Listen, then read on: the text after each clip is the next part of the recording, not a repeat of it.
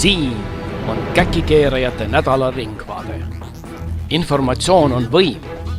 Tõsta oma võimsust käkikeerajate leheküljelt ja saadetelt. Sel nädalal kas Mikser tõmbas sotsidele vee peale? Kas alkohol ohustab Eestit rohkem kui Taliban USA-d? Ja on aeg pigistada ka välisinvestoreid. Hakkame pihta.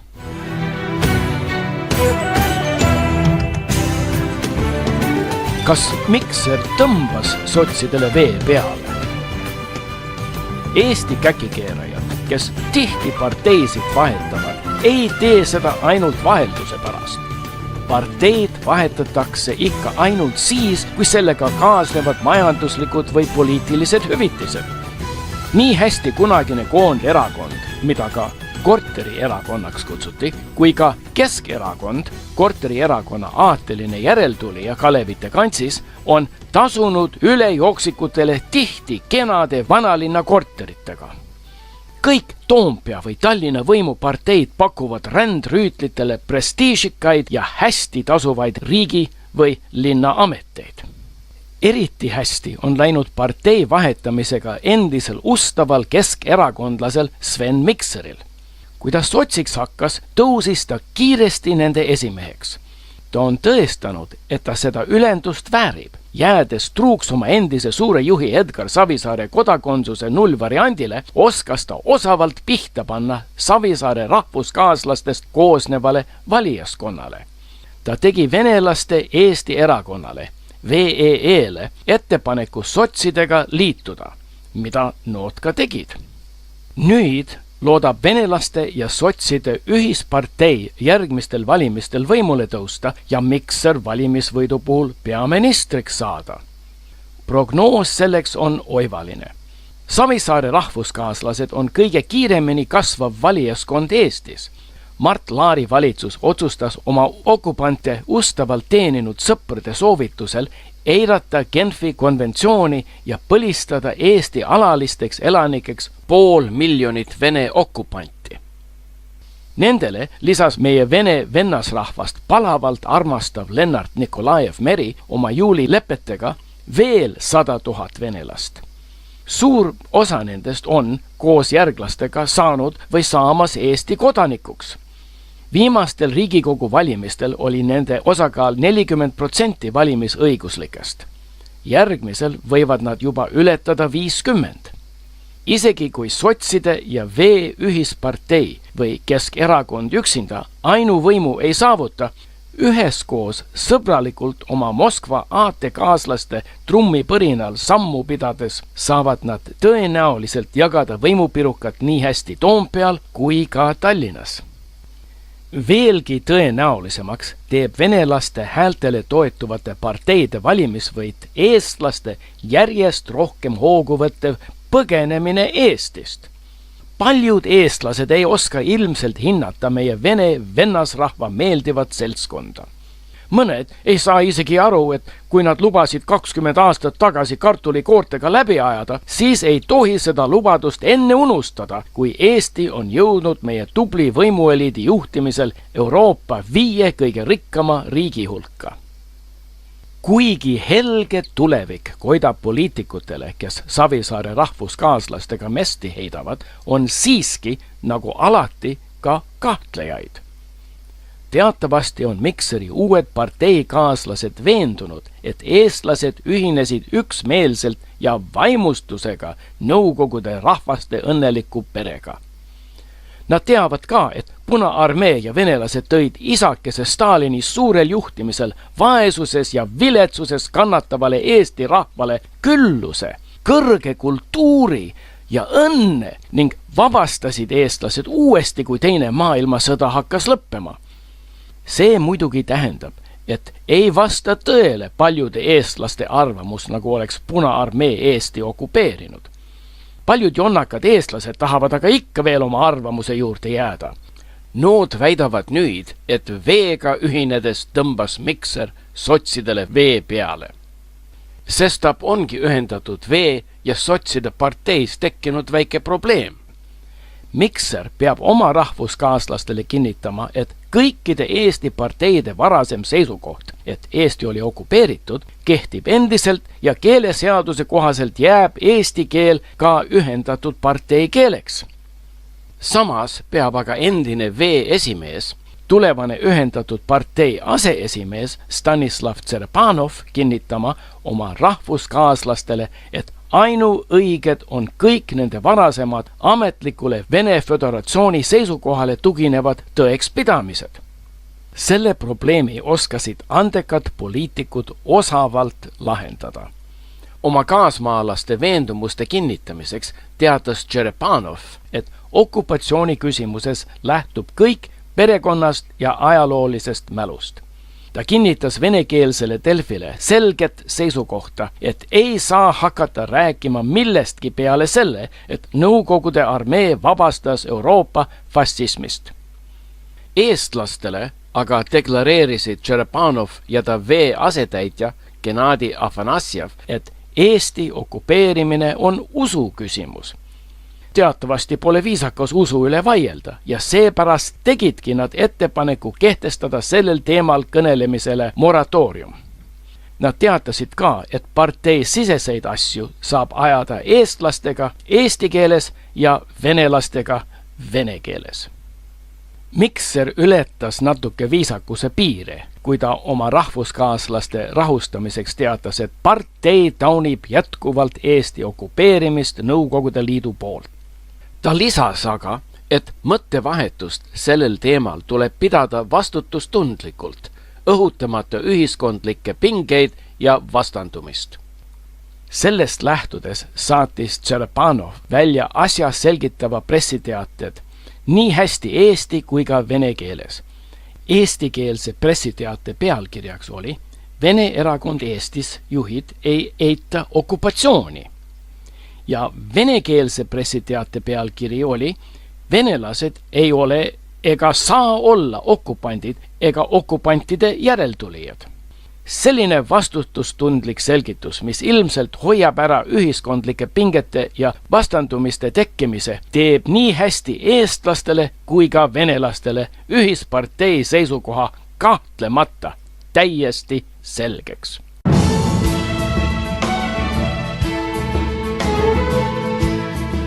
Kas alkohol ohustab Eestit rohkem kui Taliban USA'd? Hiljuti avaldas Lauri Peekman, Eesti Karskusliidu esimees ja 7. päeva adventistide usuvend, Delfis artikli, mille pealkirjas ta väitis, et see nii on. Ta tsiteeris Eesti Tervise Arengu Instituudi statistikat, mis näitab, et aastal 2010 suri Eestis otsese või kaudse alkoholi tarvitamise tõttu 1652 inimest, mis teeb 10,5% kogu Eesti suremusest. Et tõestada, kui kole see on, teatas ta, et Afganistani ja Iraagi sõdades hukkus 11 aastaga 6373 USA sõdur, kuigi isegi Taliban ei ole väitnud, et just nendele kuulub kõikide oma vaenlaste tapmise au. Raske on aru saada, miks Peekman arvab, et peaks korrutama 11 aasta USA lahingu kaotuste arvu 1 aasta Eesti alkoholiga seotud surnute arvuga, et tõestada alkoholi kahjulikkust. See annab küll ilusa suure numbri, aga suuri numbrid võiks ju ka vähema vaevaga välja mõelda. Pealegi, kui ta kasutab oma argumendi tõestuseks Eesti alkoholi tõttu surnute protsenti kogu Eesti suremusest, peaks ta samuti arvestama USA lahingukaotusi. USA rahvaarv on umbes 311 miljonit ja aastas sureb umbes 2,5 miljonit inimest. Seega on 1 aasta keskmine lahingus langenute arv imeväike protsent kogu USA suremusest. Ainult 2,5 10 000. Midagi on ilmselt väga viltu meie adventistliku usuvenna loogika ja statistikaga. Võib-olla saaks hoopis väita, et USA sõjavägi ohustab Talibani sama hullusti nagu alkohol eestlasi, aga ega seegi võrdlus eriti asjakohane pole. Vildaka loogika ja statistika peale vaatamata on Karskusliidu esimehel selle poolest õigus, et alkohol teeb Eestile ja tavaeestlastele palju kahju ja samuti, et oleme kahjuga nii harjunud, et võtame seda paratamatusena, millega tuleb leppida. Peame aga leppima ka teatud hulga hukkunute ja vigastatutega, kui me pole nõus hakkama autode asemel jälle hobuseid ja vankreid kasutama. Elu on tõesti ohtlik ja elusalt ükski meist siit maailmast ei pääse. See siiski ei tähenda, et me ei peaks rakendama ohtude vähendamiseks mõistlikke meetmeid. On ju võimalik teha rahvale selgitustööd alkoholi kahjulikkusest ja mõelda isegi alkohoolikute ravile ja nende alkoholist võõrandamise teraapiale. Alkoholi aktsiisi ja seega hinna tõstmine ja mitmesuguseid piiranguid alkoholi müügiks pidavad vähendama tarbimist. Eesti Panga teaduspreemia pälvinud teadlane Indrek Saar hindas oma uurimistöös optimaalset alkoholi maksustamist Eestis. Aktsiisi kohta väitis ta, et optimaalne oleks hetkel kehtivast kõrgem 50 kuni isegi 400%.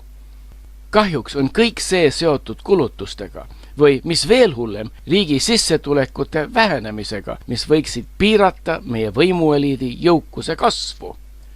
Alkoholitootjate ja maaletoojate liidu juhatuse esimees Janek Kalvi esitas just sellekohaseid vastuväited Karskusliidu esimehele enda poolt avaldatud artiklis. Alkoholiaktsiis tõi riigile 170 miljonit eurot, ütles ta. Ta väitis ka, et valitsejad on oma maksupoliitika nii planeerinud, et mis ka ei juhtuks, saab riik alati ja vääramatult alkoholiaktsiisist rohkem raha kui varasemal aastal. Kalvi aitab oma leivaisaseid ka oma artikli pealkirjaga. Viinakuradit tasub püüda salaturult. Ta tsiteerib Konjunktuuri instituudi ja järelevalveorganite andmeid, et iga 4. ärajoodud pudel on salaviin. Pole kahtlust, mida kõrgemad aktsiisid ja hind, seda rohkem läheb salaviin kaubaks. Venelaste Gorbatšovi aegne karskuskampaania tõi kaasa tohutu puskari ajamise ning surrogaatide joomise. Praeguste Vene valitsejate joomise kampaania käigus täidavad alkoholimaksud seevastu 10% Vene riigi eelarvest, kuigi ka purskari ajamise kultuur õitseb. Venelastega pole muidugi eestlased joomise suhtes kunagi võistelda suutnud. Ka sajanditagune kuiv seadus USAs tõi kaasa purskari ajamise, massilise salaviinaveo ja maffiaorganisatsioonid. Nende hiilgeaeg on küll möödunud, aga teenida suudavad nad ka rasketel aegadel narkootikumide müügi ja prostitutsiooni vahendamisega. Alkoholitootjate ja maaletoojate esindaja huvi on ilmselt hoida aktsiisid madalad, et tõsta legitiimse alkoholi läbimüüki ja ohjeldada vohavat alkoholi salaturgu järelevalveorganite agaramat tegevusega, ikka selleks, et tõsta ta leivaisade kasumit. Karskusseltsi esimehe huvi, kelle usulahk keelab alkoholi tarbimise täielikult, on ilmselt keelata see ka kõikidel teistel, ikka selleks, et ka kõik teised patust pöörduksid. Käkikeerajate liidu huvi on muidugi leida kuldne kesktee, ikka selleks, et raha meie võimueliidi rikastamiseks laekuks optimaalselt ja alkoholikahjustused ei hakkaks lihtrahva töövõimet liialt kahjustama. Eelkõige peame meeles pidama, et alkoholil olnud inimkonna kultuuris ajast aega oma kindel koht. Meie külmast kliimast ja eestlaste vaos hoitud iseloomust välja kujunenud kultuuris on alkoholi suur osatähtsus rahva iive säilitamiseks. Võib arvata, et kui alkoholi mõjul ei sünniks palju mitte planeeritud lapsi, oleks maarahva sugu juba ammu võimalik leida ainult Toonelas ja isegi Toonela oleks juba vajunud teiste rahvaste unustuste hõlma.